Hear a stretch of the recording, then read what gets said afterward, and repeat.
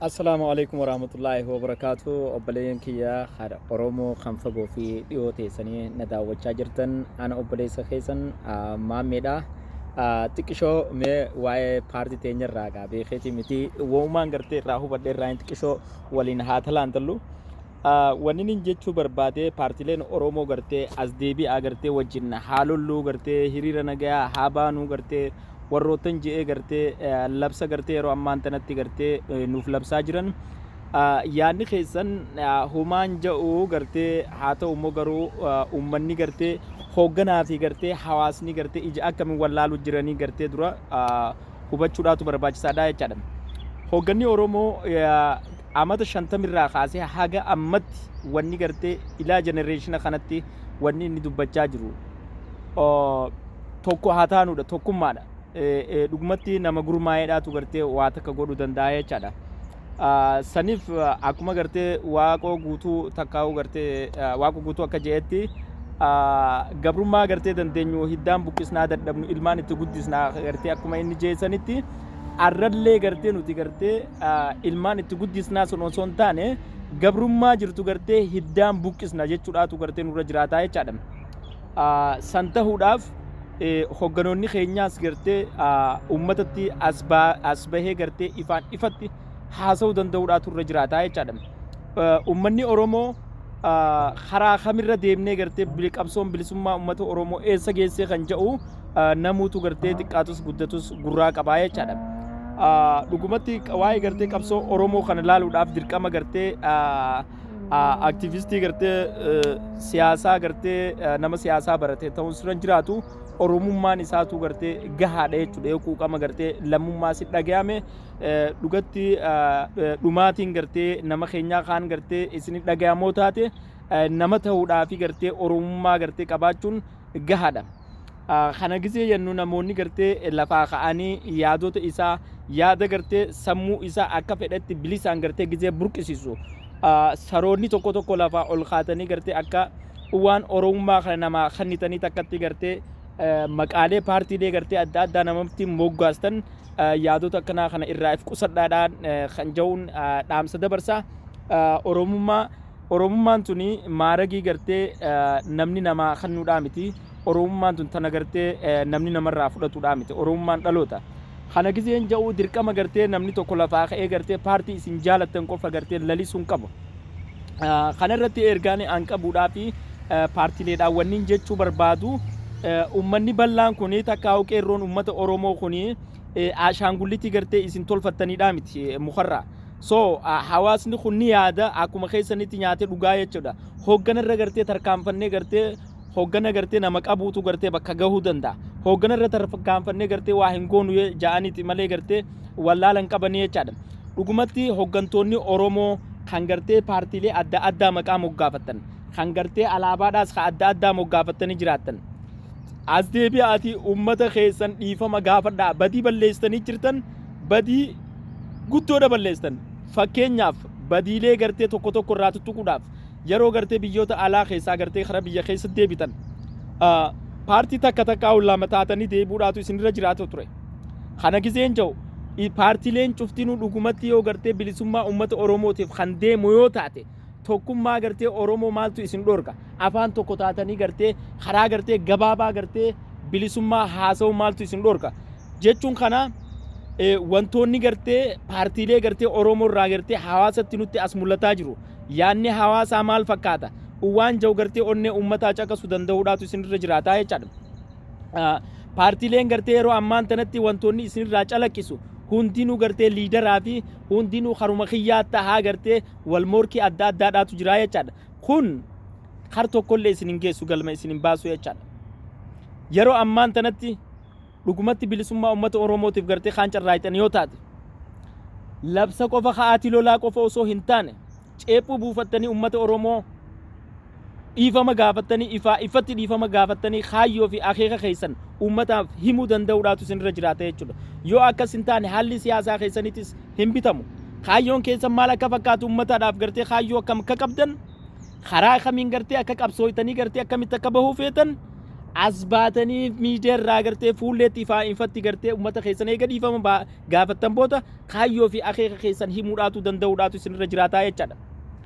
Yeroo ammaan tanatti hoogganni Oromoo isa dhugaa gartee uummata Oromootiin deemuu danda'u, hooggana gartee onnee uummataa gartee dubbisuu danda'u, hooggana gartee ija uummataa gartee fedhii uummataa gartee hooquu danda'u, hooggana gartee uummanni kun maal fedhaa ijarraa beekuu danda'u, uummanni waa godhutti takka isin jala hafeen beekuu jechaadha. Saniif warroottan gartee biyya galtanii gartee bilisoomneettan bilisummaan keessan ganaa fagoodha. Saniif warroottan galtanii gartee qawwee hiksisaa turtan ummata Oromoo rakkoo hin qabu, uummanni Oromoo guutuutti ni beekaa jechaadha. Akka isin baditti turtan nama hojjetuutu waa balleessa, balleessitanii jirtan. Saniif as deebi'aa ummata Oromoo dhiifama gaafadhaa. Qeerroolee gartee arraantana lubbuu arra dura gartee wareegamtees dhiifama godhaadhaa, dhiifama gaafadhaadhaa. Hawwan keenya, hayyolee teenya, hayyolee Oromoo, abbootii amantaa as bahaatii dhiifama gaafadhaa. Waraanni keenya kan jaarame yeroo ammaan tanatti wanni nu baasu gartee viivaa waboo yenneeti jirra jechaadha. Jaalmaroodha yeroo ammaan tanatti.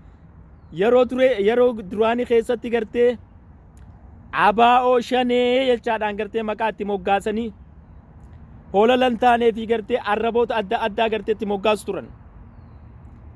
Jaalmaroon leenca haati deesse kan diina hin sodaanne, diinaaf hin jilbiifanne. Yeroo waraanonni cinaalleen galu uummanni na jalatti hiriiruu baatu bineensa gaaraa kanaan gartee bilisa baasa.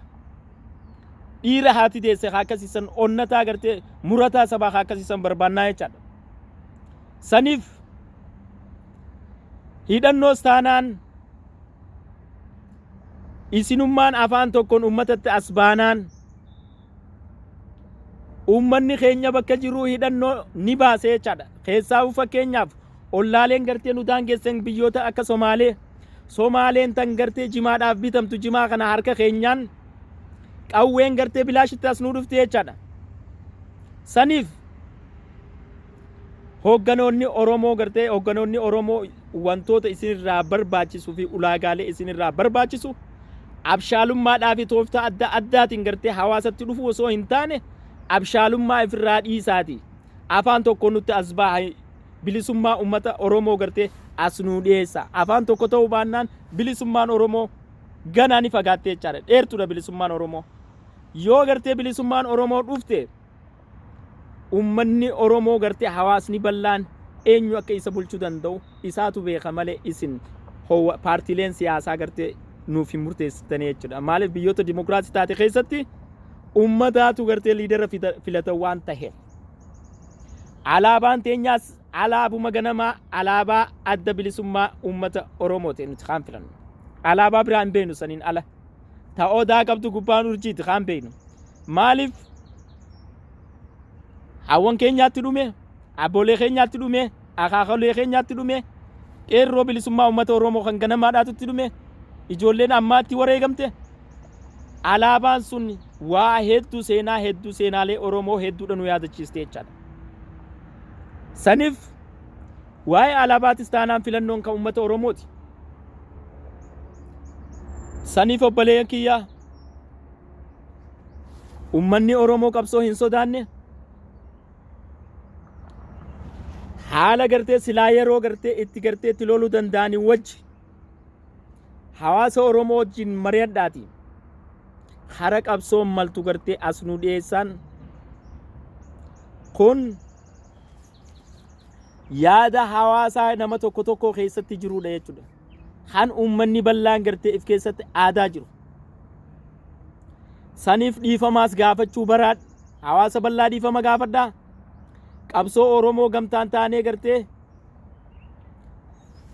akkuma gartee diinni gartee qabsaa'ee gartee garaa isaa hidhatee gartee jilbiifatee gartee kaan dhukeerraa kaasutti uummanni Oromootis leencaa fi goota gartee diinaa fi ija libsan boo'uu qofa osoo hin taane kan boochisu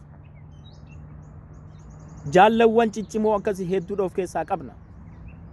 Saniif karaa sobaan deeman deebuun nama dhibaa. Dhugaadhaan haa jennu, dhugaan haa tarkaanfannu. Qabsoo Oromoo dhugumatti dhiigni ilmaan Oromoo kan isin dhagayamootaati. Abshaalummaa kana dhiisnee abshaalummaa walirra dalaguu dhiisnee karaa dhugaatiin haa tarkaanfannuun dhaamsa kiyya kan Oromummaati. Saniif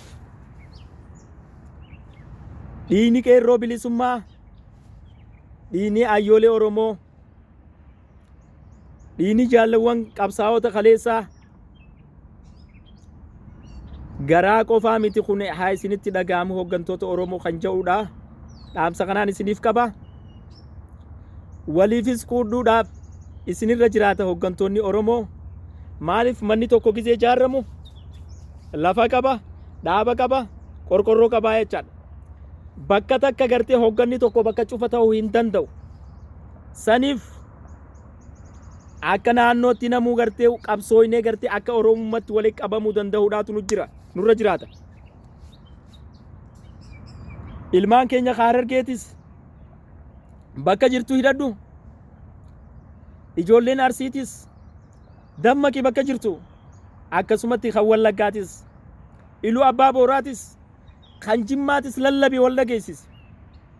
Namuu bakka jirutti rakkoolee keenya miidiyaalee namuu naannoo jirutti qabaachuudhaatu irra jiraata. Keessaafuu ijoolleen gartee teenyatan Harargee jechaadha. Qabsaa'aadha. Waldammeessaa bakka jirtanii hooggana keessan kabajaa dhagayaa jala deemaa. Miidiyaas qabaachuudhaatu nurra jiraata. Jaalawwan keenyaa fi hayyoonni gartee uummata gartee Harargee kun waan kana itti yaaduudhaatu isinirra jiraata. Akkasumatti Arsiitis waan kana gartee itti yaaddanii miidiyaa gartee Oromoo kana heddummeeffachuu danda'uudhaatu nurra jiraata. Miidiyaan yoo xiqqaate sagaleen hawaasa keenyaatis xiqqaate jechaadha. Saniif namuu rooga jiruun ergamuu qofa osoo hin taane ergachuu danda'uudhaatu nurra jiraata. Boo'uu qofa osoo hin taane boochisuu danda'uudhaatu nurra jiraata. Hoogganoonni Oromoo afaan tokko tahaati uummatatti as baha. Ofii mala dhabdanii uummata malan dhoorkinaa. Kanaamaan jechuu barbaadaa gaadhaamsi kiyya gabaa uummatti obboleeyyan kiyya yoon balleesses dhiifama naa godhaadha. Dhugumatti warreettan narra gurguddaatii fi hawwanis abboleen kiyyaas warroottan kana dhageeffatan yoon isin dalleessise dhiifama naaf godhaadha. Ilmiin xiqqoon qabdu anis akka Oromummaa tokkotti waan na dhaga'ameen gartee dhaamsa na dhaga'amee fi alaan ala nan keessa jiruun xiqqishoo baafachuudhaaf yaalii godhe. Yeroo dhuftutti hanga walaa garruutti nagayaan naaturaadhaan isinin jaaladha.